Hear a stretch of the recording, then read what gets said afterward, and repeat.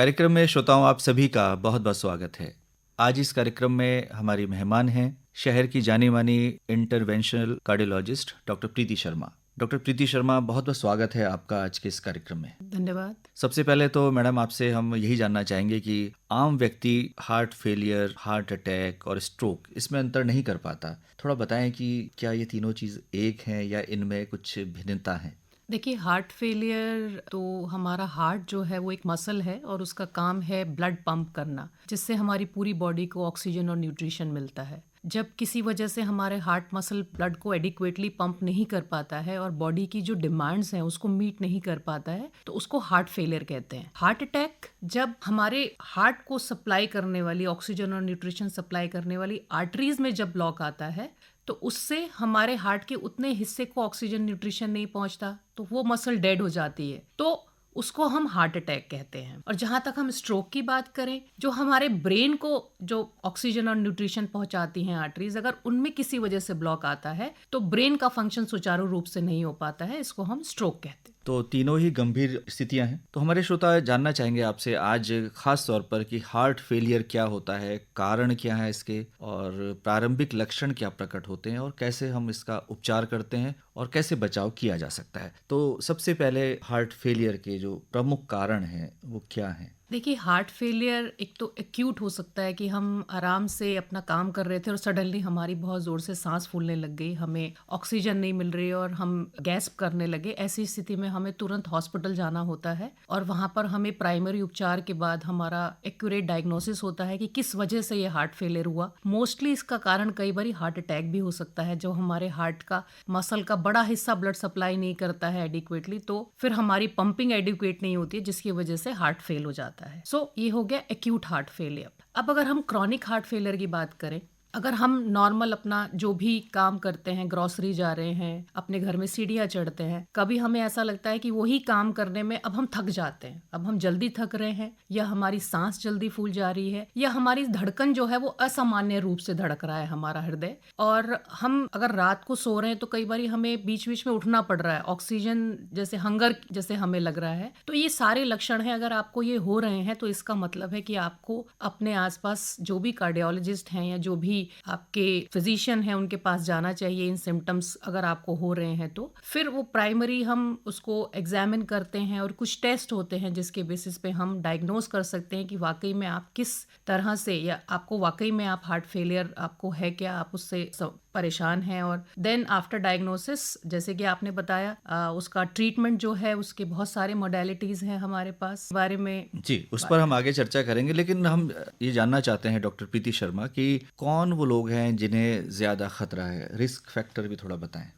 जिन patients को सबसे important है डायबिटीज़, जिन पेशेंट्स को डायबिटीज़ है, जिनको हाई ब्लड प्रेशर है लंबे समय से, और जो हमारी एल्डरली पॉपुलेशन है, ये तीन लोग होते हैं। ये तीन तरह के जो हमारे कैटेगराइज करते हैं हम, इन लोगों को हार्ट फेलियर होने की संभावना और मरीजों के कंपैरिजन में ज़्यादा होती है। और कई बारी एक्यूट वायरल इन्फेक्शन के बाद भी हमारी मसल वीक हो सकती है, जिसको हम कार्डियोमायोपैथी कहते हैं, तो वो किसी भी एज ग्रुप में हो सकता है। तो मुख्यतः हमारे यही जो रिस्क फैक्टर जिसको हम कह सकते हैं ये होते हैं, जिसकी वजह से हमें हार्ट फेलियर हो सकता है। इसके अलावा अगर कोई अल्कोहल ज़्यादा ले रहा है तो अल्कोहल के ज़्यादा सेवन से भी हार्ट फेल हो सकता है। तो हम अल्कोहल की बात भी करेंगे कि इसका सेवन ना ही किया जाए तो ज़्यादा अच्छा है, लेकिन इस बारे में डॉक्टर्स का अलग अलग मत है। आप क्या मानती हैं? अल्कोहल के बारे में जैसे हमारे लोगों में भी मिथ है कि अगर हमें हार्ट की दिक्कत है तो अगर हम अल्कोहल लेना शुरू कर दें तो हमें फ़ायदा होगा। अल्कोहल अगर हम मॉडरेशन में लें, जो कि 2 यूनिट्स है एक मेल के लिए और 1 ड्रिंक है एक फीमेल के लिए,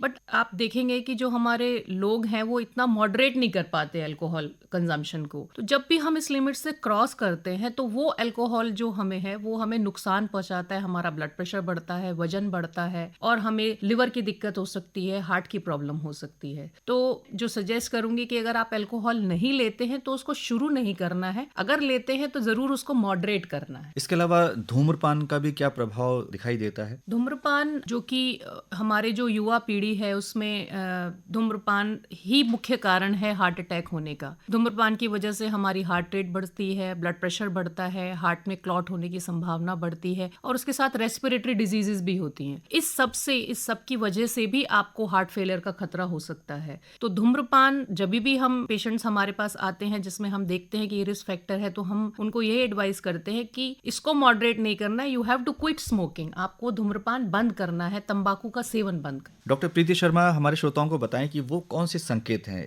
जो ये बताते हैं कि आप रिस्क पे हैं, आपको हार्ट फेलियर हो सकता है। हार्ट फेलियर के रिस्क पर, अगर आप लॉन्ग स्टैंडिंग डायबिटिक हैं, आप हाई ब्लड प्रेशर के लिए ट्रीटमेंट ले रहे हैं लंबे समय से, और आप रेस्पिरेटरी डिजीज से भी आपका ट्रीटमेंट अगर चल रहा है, या फिर आप एल्डरली पॉपुलेशन है, तो इन सबको ध्यान रखना चाहिए। जैसे कि हमने अभी बात किया कि ये सिम्टम अगर आपको हो रहे हैं तो आपको जरूर एक बार अपना चेकअप कराना चाहिए डॉक्टर के पास जाके, कि कहीं आपको हार्ट की प्रॉब्लम, इस तरह से हार्ट फेलियर जैसा कोई चीज तो नहीं है जिसके लिए आपको कुछ अलग ट्रीटमेंट की जरूरत है। तुरंत क्या करना चाहिए, फर्स्ट एड जिसे हम कहते हैं। यहाँ पर हम फिर कंफ्यूज कर रहे हैं हार्ट फेलियर और हार्ट अटैक में। हार्ट फेलियर अगर एक्यूट है तो आपको तुरंत पेशेंट को एम्बुलेंस से हॉस्पिटल ले जाना है, बिकॉज इस समय में हमें पेशेंट को ऑक्सीजन देनी होती है, कई बारी NIV मास्क लगाना होता है, या पेशेंट को वेंटिलेशन की जरूरत भी पड़ सकती है, और कुछ दवाइयां होती हैं जो हम इंजेक्शन के द्वारा देते हैं जिससे हमारे हार्ट की वजह से जो चेस्ट में कंजेशन है वो दूर किया जा सके। ये सारी ही चीजें हम केवल एक अस्पताल में ही कर सकते हैं, इसमें से घर में इसको मैनेज कर पाना थोड़ा सा मुश्किल हो जाता है। लेकिन अगर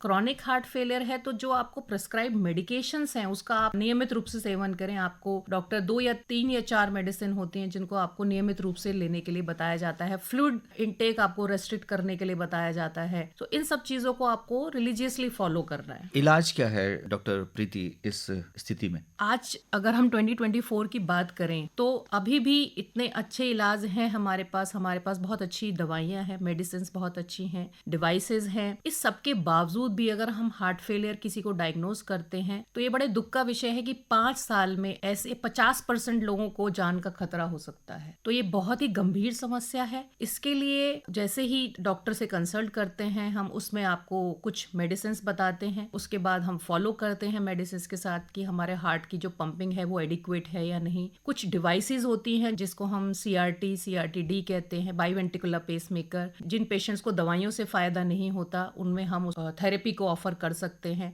अगर पेशेंट्स को इन सब चीजों से फायदा नहीं है और एंड स्टेज हार्ट फेलियर है तो पेशेंट हार्ट ट्रांसप्लांट के लिए कैंडिडेट होता है। अब बात करते हैं बचाव की। किन बातों का खास तौर से ध्यान रखा जाए ताकि ये स्थितियां ना आ पाएं? हार्ट की सभी समस्याओं से दूर रहने का सबसे मुख्य तरीका है कि आप अपने जीवन को अनुशासित करें। आप अपना जो डाइट ले रहे हैं उसमें आपको देखना है कि उसमें फ्रूट्स, वेजिटेबल्स, ग्रेन्स, नट्स और आजकल dairy fat up to an extent, ये भी हमारे हार्ट के लिए अच्छा होता है। आपको प्रोसेस्ड फूड और शुगर्स, इनको अवॉइड करना है। अल्कोहल का कंजम्पशन जैसे हमने बताया मॉडरेशन में करना है। धूम्रपान नहीं करना है। व्यायाम, एक नियमित व्यायाम आप अपने शेड्यूल में से टाइम निकालें। 30 मिनट्स आप डेली, अगर आपको वॉकिंग पसंद है आप वॉक कर सकते हैं, साइकिलिंग कर सकते हैं। एक मॉडरेट फिजिकल एक्टिविटी रखें अपने हार्ट को मजबूत रखने के लिए। ये सारी चीजें अगर हम अपनी जीवन शैली में अपनाते हैं तो हार्ट की समस्याओं से हम बच सकते हैं। और अगर आपको डायबिटीज है या हाई ब्लड प्रेशर है,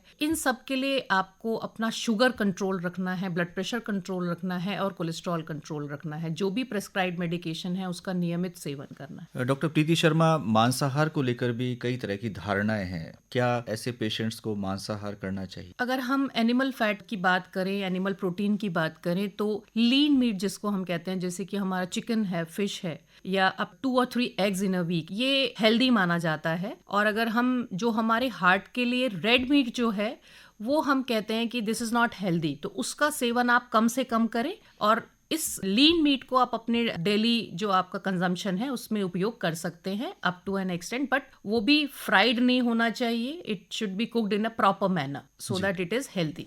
जी डॉक्टर प्रीति शर्मा, हम देख रहे हैं कि युवा बहुत बड़ी संख्या में हृदय रोगों से ग्रसित पाए जा रहे हैं। क्या खास कारण है और क्या सलाह है आपकी? युवाओं में अगर हम देखें आज के समय में स्मोकिंग और स्ट्रेस दूर करने के लिए अल्कोहल और अलग-अलग तरह की जैसे कि एंटी डिप्रेसेंट्स हम काफ़ी कॉमन ले रहे हैं। तो मेरा ये कहना है कि जितना हम करियर ओरिएंटेड हैं उतना हमें अपनी बॉडी के लिए भी ध्यान रखना है। उसके लिए भी हमें समय निकालना है। अगर आप एक कंप्यूटर इंजीनियर या भी हमारे सॉफ्टवेयर जो पीपल हैं, उनका जो डेली रूटीन है, लाइक आप रात में देर तक काम कर रहे हैं, आपके लॉन्ग आवर्स हैं, तो उसमें कहीं न कहीं हम एक्सरसाइज को भूल जाते हैं। हम मोर प्रोसेस्ड फूड हम अपने जीवन शैली में ज़्यादा अपनाते हैं क्योंकि हमारे पास समय नहीं है एक हेल्दी भोजन बनाने के लिए। तो ये सारी चीज़ें, उसके बाद आज के समय में हम स्ट्रेस में बहुत हैं बिकॉज हमें तरक्की बहुत जल्दी करनी है, कॉम्पिटिटिव हम बहुत हैं, हम अपने इस स्ट्रेस से निकलने के लिए कुछ रिलैक्सेशन के लिए समय नहीं निकाल पाते हैं। तो ये सारी चीज़ें हैं जिसकी वजह से युवाओं में आज के समय में हार्ट की बीमारियां बहुत तेजी से बढ़ रही हैं। और अगर मैं महिलाओं की बात करूं तो जो स्मोकिंग है वो भी आज के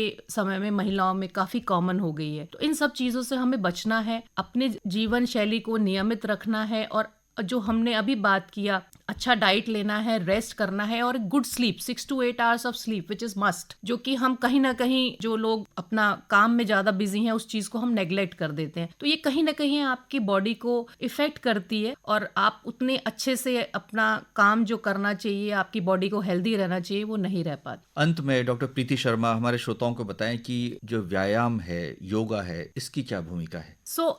जब भी हम किसी एक्सरसाइज की बात करते हैं, व्यायाम की बात करते हैं, तो एक होती है एरोबिक एक्सरसाइज जिसको कि कहा जाता है कि वो हार्ट फ्रेंडली है। एरोबिक एक्सरसाइज जैसे कि अभी हमने बात किया, वॉकिंग है, साइकिलिंग है, जॉगिंग है, लाइट जॉगिंग है, स्विमिंग है, दीज आर गुड एक्सरसाइजेज। उसके अलावा जो हमारी दूसरी एक्सरसाइज है जैसे कि हमारा योगा हो गया, तो ये हमारी स्ट्रेंथ बिल्डिंग एक्सरसाइजेज हैं जिसमें कि हम अपनी बॉडी के और मसल्स को यूज कर रहे हैं। अदरवाइज जो दूसरी एक्सरसाइज है वेट लिफ्टिंग, तो जो हम योगा जो है ये बहुत ही अच्छी चीज है। इससे आपके जॉइंट्स फ्लेक्सिबल होते हैं, आपकी बॉडी पेन्स कम होते हैं, आपकी जो हार्ट रेट है वो सेटल डाउन कर जाती है, आपके एंजाइटी लेवल्स कम हो जाते हैं। इसको देखा गया है कि इसको करने से, नियमित रूप से करने से आपकी सिंपैथेटिक टोन जैसे कि ब्लड प्रेशर और हार्ट रेट जो गवर्न करती है वो बहुत सेट हो जाती है। तो ये हार्ट के मरीजों के लिए अच्छा है। बट कुछ व्यायाम होते हैं जो कि आपको अवॉइड करने चाहिए। वो आप जब भी अपने किसी भी योगा इंस्ट्रक्टर के पास हैं या कुछ भी फॉलो कर रहे हैं रिजीम, तो आप उनसे समझ सकते हैं क्योंकि सारे व्यायाम हम इन मरीजों को अच्छे नहीं होते हैं, उनके लिए कुछ परेशानी भी कर सकते हैं। तो डॉक्टर प्रीति शर्मा, आज आप इस कार्यक्रम में आई और हार्ट फेलियर के संबंध में बहुत ही महत्वपूर्ण जानकारी आपने हमारे श्रोताओं के साथ साझा की। आपका बहुत बहुत आभार, धन्यवाद।